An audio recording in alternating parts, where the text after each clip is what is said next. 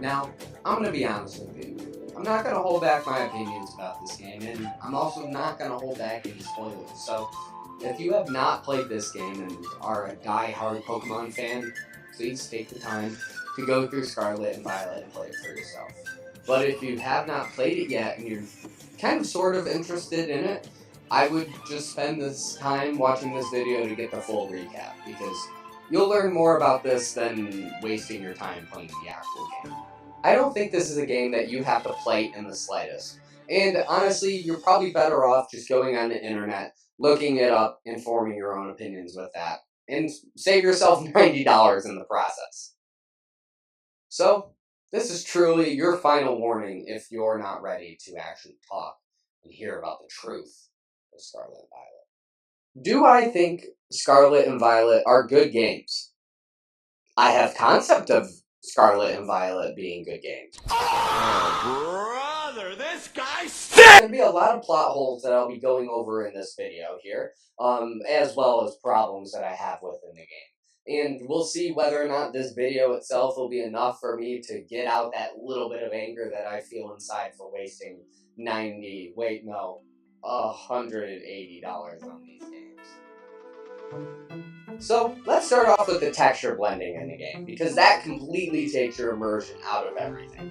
Not only do you just have to experience the game moving slow, but at the same time, you're going to see the walls of everything around you, and as you look at those walls, things will blend and move with your camera, which is pretty disappointing. It's almost like you're in a poorly crafted simulation that's running on the Xbox 360, but this is a game that was released in 2024 by GameFreak on the Switch, which is just a disappointment to say the least. And there's even lag when it comes to the input delay of the game. Hitting the D-pad literally takes at least 2 seconds out of your life.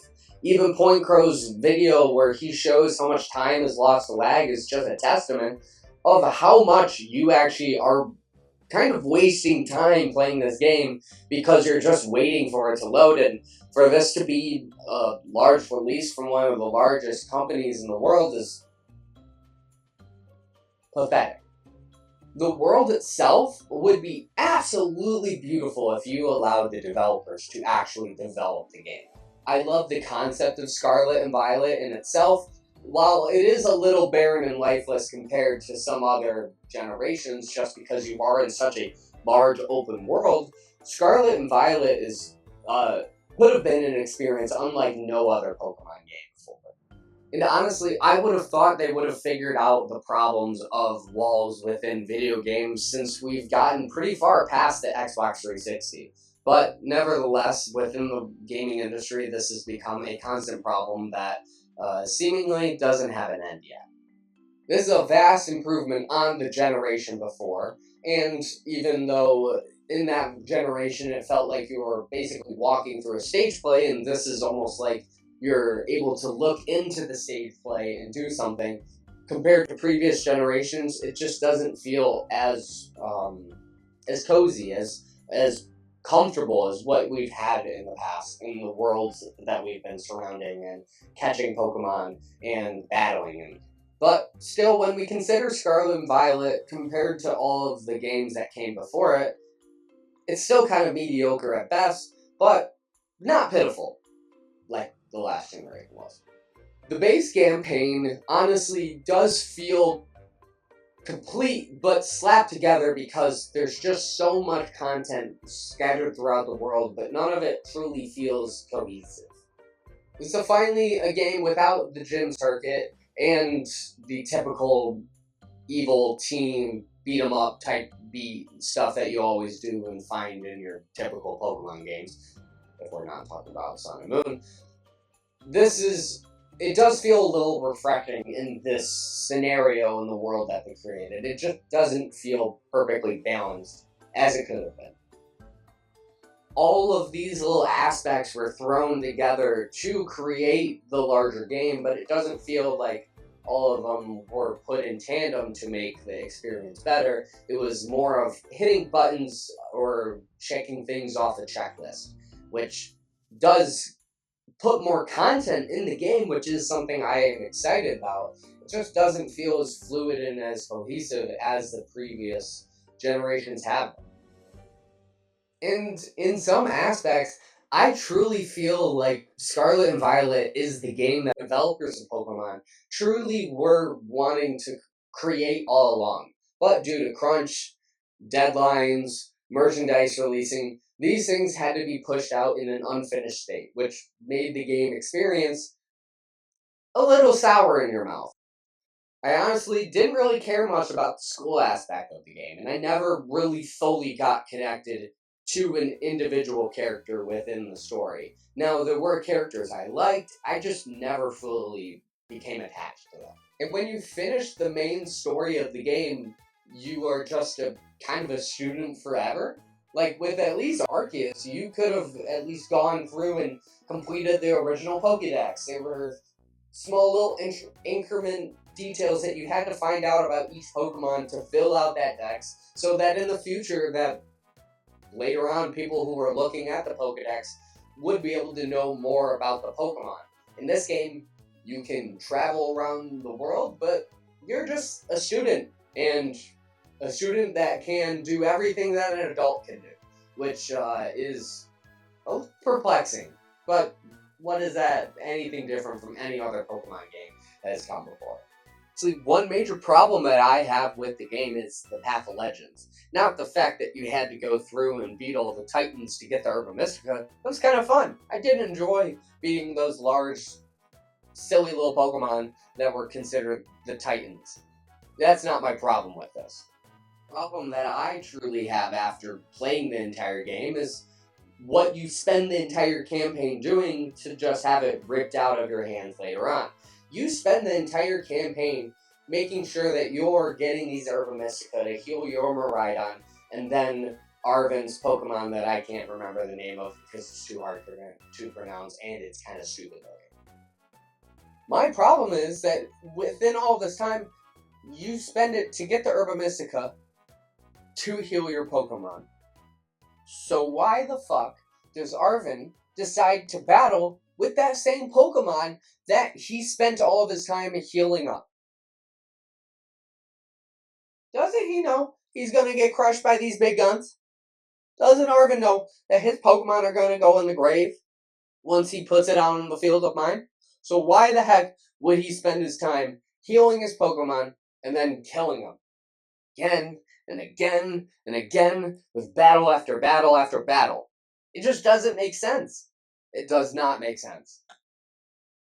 How ruthless do you have to be, Arven? How ruthless?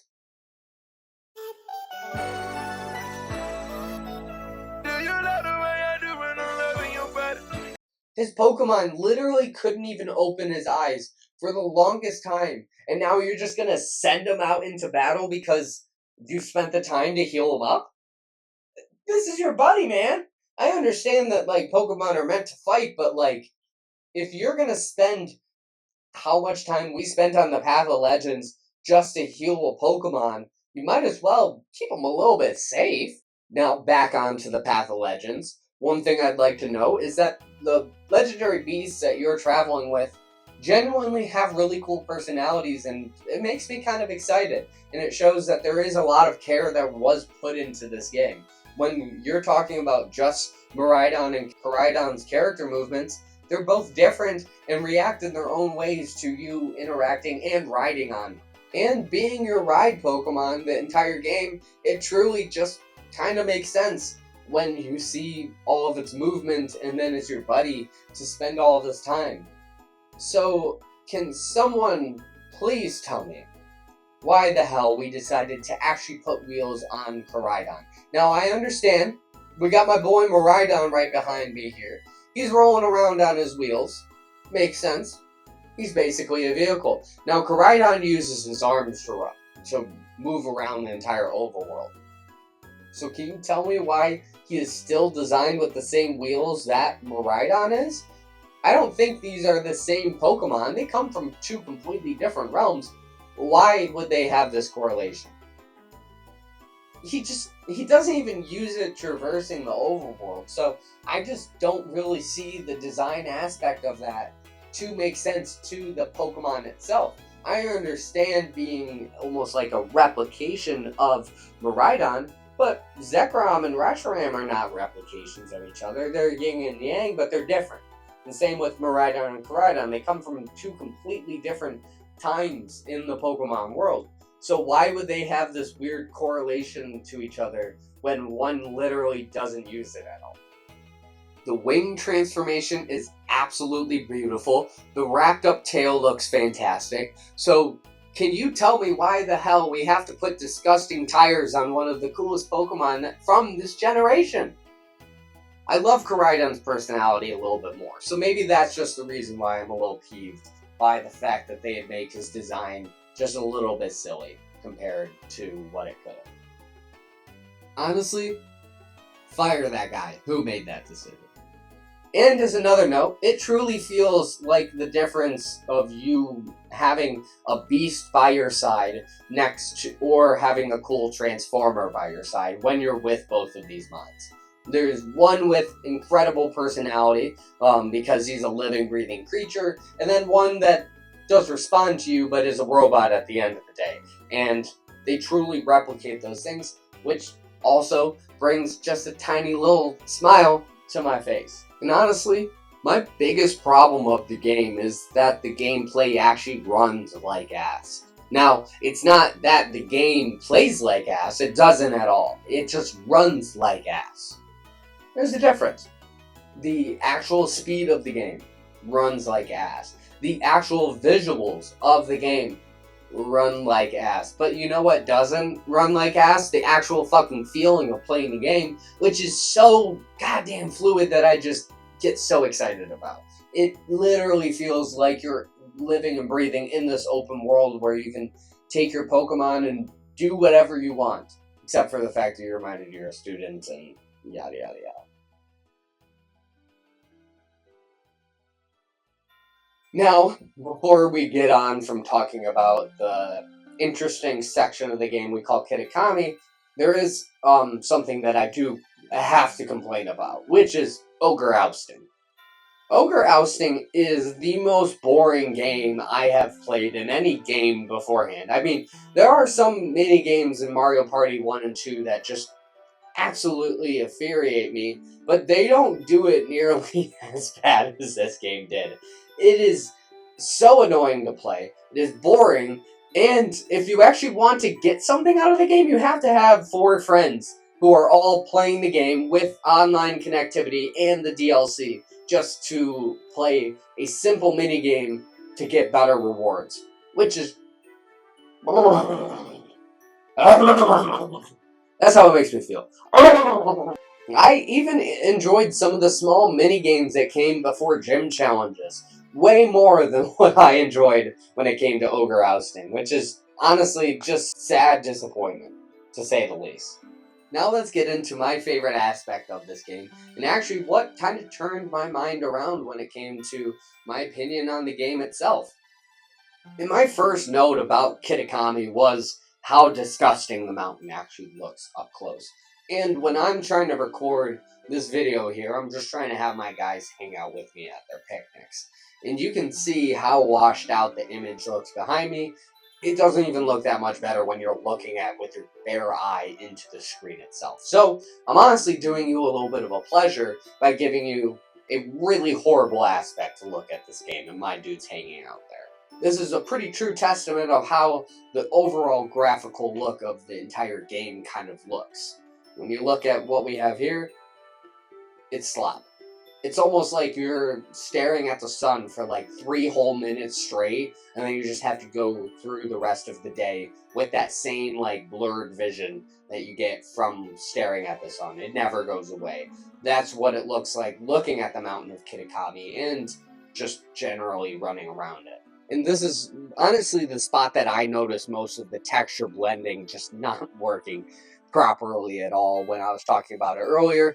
The best place that you can see it is just standing in the middle of the pool or just like on the ground around it, and just spin in a circle, because you'll notice half of the walls around you will continue to move as your camera moves, but the other half are stagnant because it's a mountain, and your image that's around you should not be changing when you're looking at a mountain. I don't know if you've ever been outside before, but usually when you're looking at something, what you're viewing doesn't change as you change your view of it. And the crystal pool's textures honestly look like they were stripped right from the 64. It doesn't look very appealing. It's almost like if you were to take GoldenEye 007's walls and replicate it on every single surface of the game, that's what you're going to be looking at when you're playing Scarlet and Violet. Now, I did actually end up enjoying this section of the DLC overall. Seeing how the power of education can change an entire community is honestly really empowering and touching. And for that story to be shared in a Pokemon game, I was really excited to see that was actually executed fairly well. It's honestly really endearing to see Kieran go out to all of the village folk and tell them the true story of what happened to Ogerpon. And it brings just that same tiny little smile to my face that I had in other points of the game. But I just wish that tiny little smile that I have in these little moments that I'm experiencing in the base game or the DLC to actually extend into more aspects of the game itself. Oh, wait, I did also just mention someone's name. Ogerpon. I love Ogerpon. Ogerpon. I love Ogerpon. He's a sweet little guy who gets a pretty bad rap.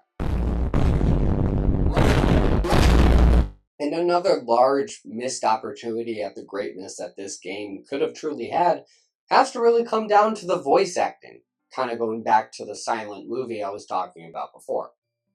And this is just honestly so annoying, because they could have just spent a couple dimes on getting some people to actually voice the characters in the game. I mean, do you know how much profits this game made? And I understand at the end of the day, when you don't have to spend money on voice acting, you have a larger sum of money and profit that you make at the end of the day. So looking at it, bro, we got to go ahead and get in at least 10,000. But you have to think of the product that you're creating.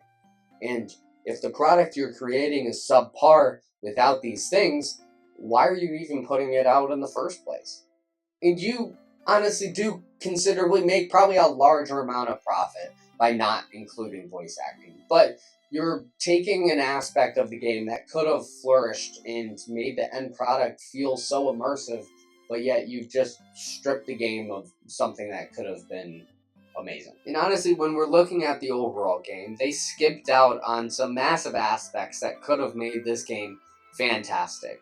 If you would have at least just put voice acting, some frame rate consistency, and a large graphical overhaul, that would be pretty nice.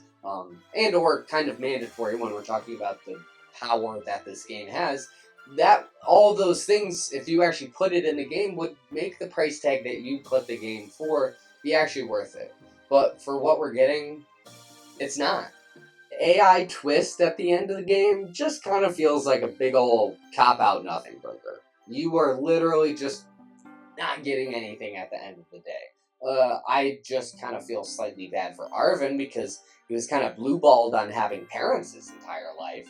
And I just feel the whole time travel world that they have for this story just feels slapped together compared to every other mainline Pokemon game. Even when you look at Gen 8, that story seemed more cohesive, even though you were like watching a play while doing all of it. The story made sense. You were put on a strict path that didn't let you veer from the path, but at least told you a cool and interesting story throughout your entire time that you're playing it.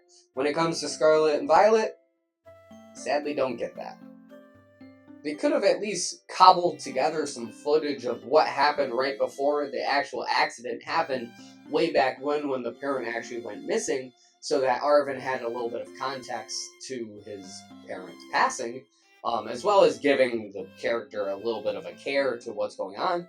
But they don't do that. They just tell you that their mom or dad sacrificed them so that they could save the Koraidon, which we get to play during the game.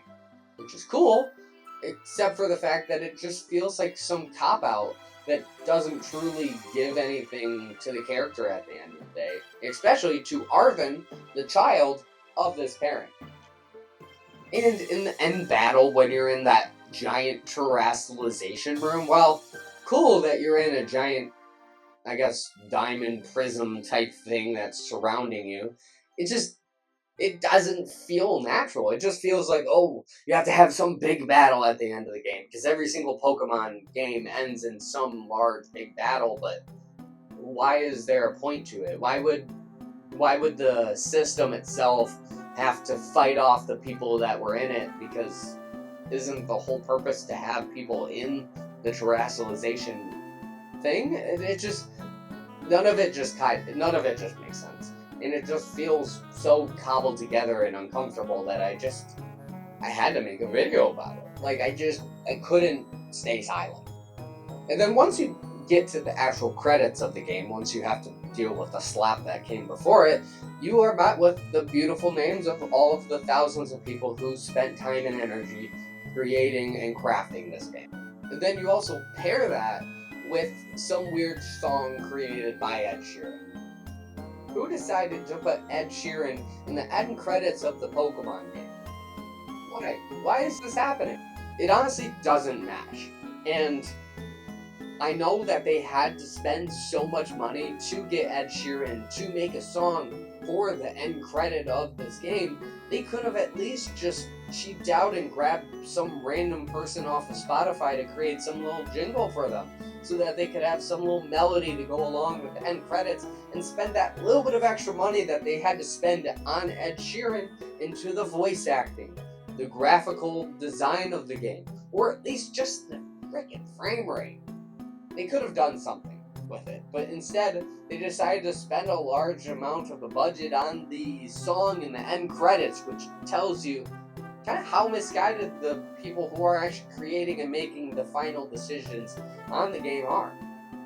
And I can't imagine that the man, currently with over 75 million monthly listeners and is the 13th most listened to artist on Spotify, is a very cheap artist to get contracted out for the end credits of your game.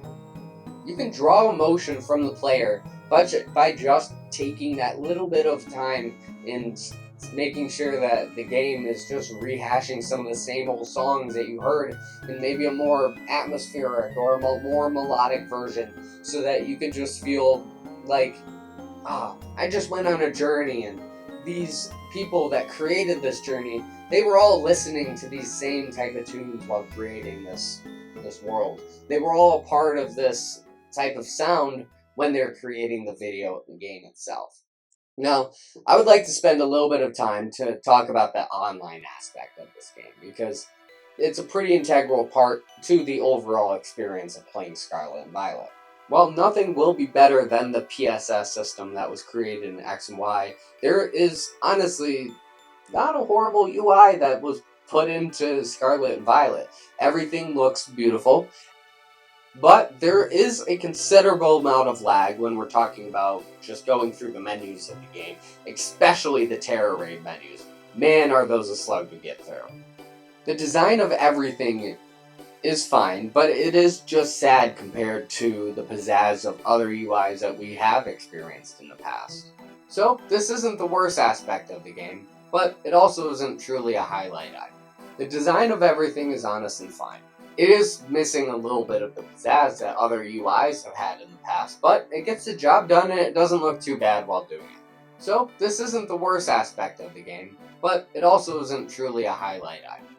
And something I've also noticed, more so than any other Pokemon game before, is that there's more hacked Pokemon in the online servers than I have ever seen in a Pokemon game before. Obviously, when you're Wonder Trading, you're gonna get someone to send you some random hack bullshit that they spent 2 seconds of time on, holding a rare candy, Master Ball, or something nice because it's a full IV, shiny, perfect eye Pokemon. And honestly, I felt like I found more hacked Pokemon within this game than I have ever experienced in any other Pokemon game before this. And one interesting thing to note is that most of those hacked Pokemon seemingly all came from the same trainer IDs, which is weird, especially coming from a Wonder Trade.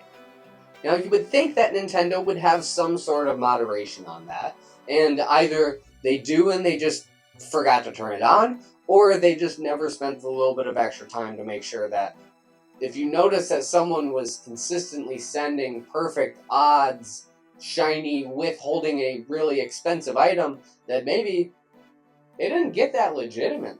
Now, I don't have any figures on past generations, as I wasn't keeping track of every single Wonder Trade that I did, and also what I got out of these Wonder Trades, but I did do some math with this game. I have found after trading an entire box of Pokemon twice, is that within both of those boxes and ranging out everything together, about 43% of the Pokemon were hacked Pokemon, which is pretty sad to think that almost half of all of the Pokemon that people are receiving are not even legitimate. But all in all, when we talk about the main story and the main section of the game, it's fine, it's enjoyable, but as you can tell, I have a lot of gripes with it. But let's look at another part of the game, which is the Blueberry Academy. It's honestly the best aspect of the game, and my favorite addition that GameFreak has ever put into a Pokemon game so far. Yes, this beats out the Sebi Islands, the Battle Frontier, the Battle Tower, Grand Underground, anything like that. This is my favorite thing that they have done so far, which is also added into one of my least favorite Pokemon games so far. But that's just what makes it great, baby. But honestly, the only thing that I find kind of competes with this at a gameplay level that I enjoy just as much are the secret bases that are in the Hoenn games. But I wouldn't even say that that truly compares to what's inside of the Blueberry Academy. The Blueberry Academy brings everything you could ever really think about all into one. A giant breathing dome where there are 4 different landscapes for you to be hanging out in, catching Pokemon in, but you also have really cool aspects and events and things to do inside of each one of those little areas.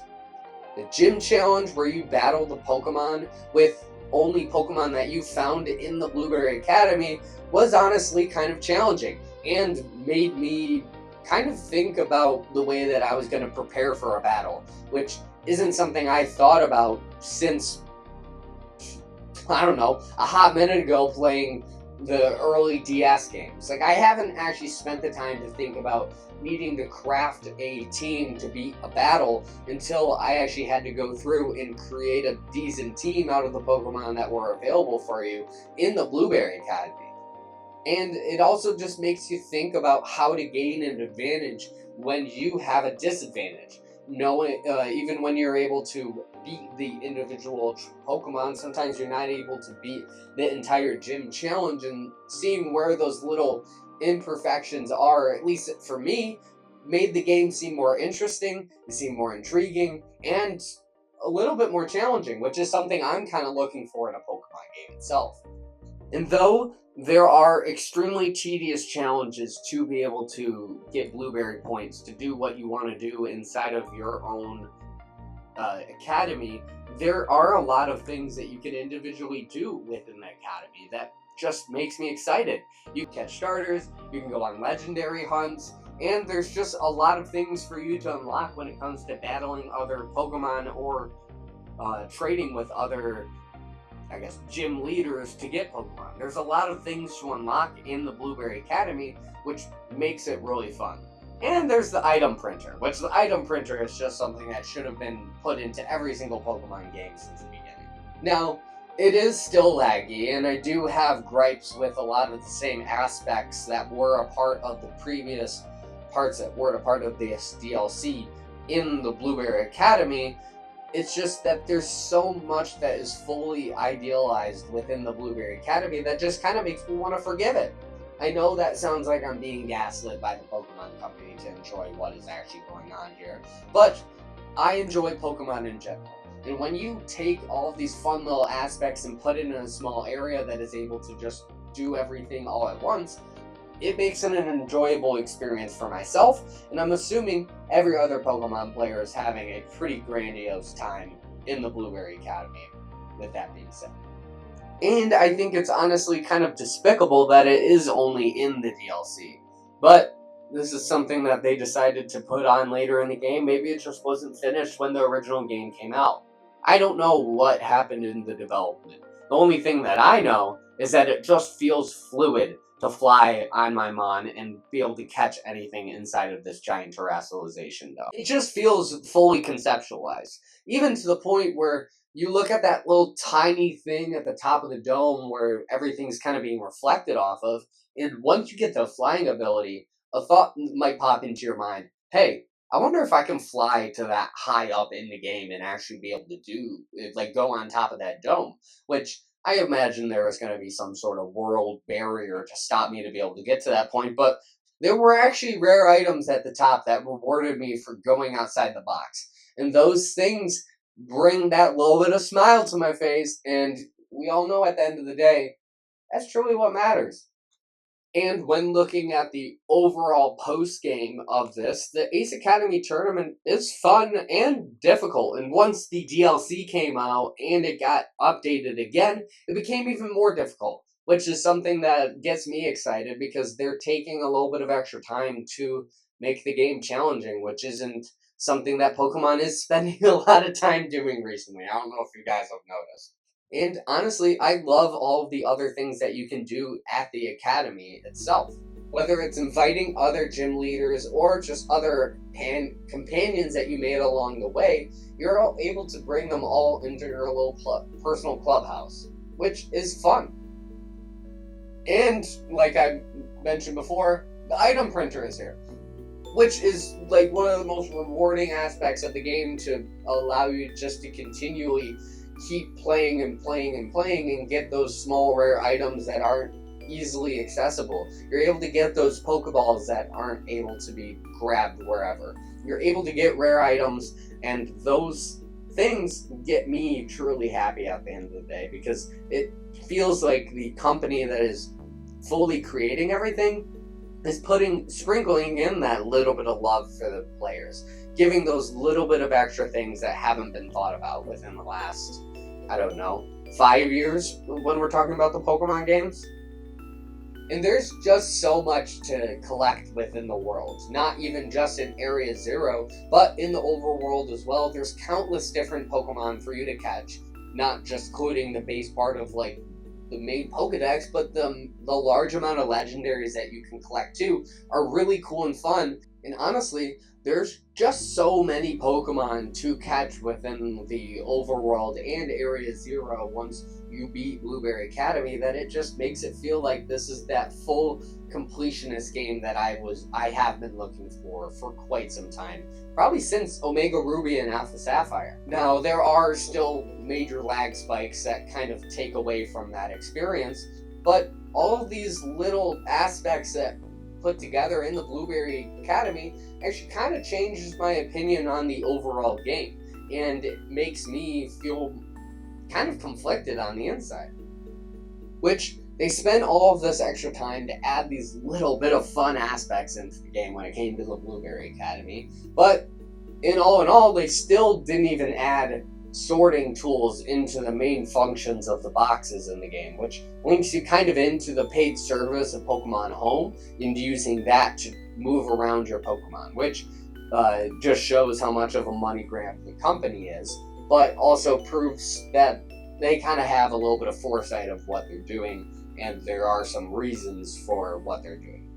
May they be ethical? That's not for me to decide. And honestly, I never really thought that Pokemon would be the company to put such a vital tool behind a paywall.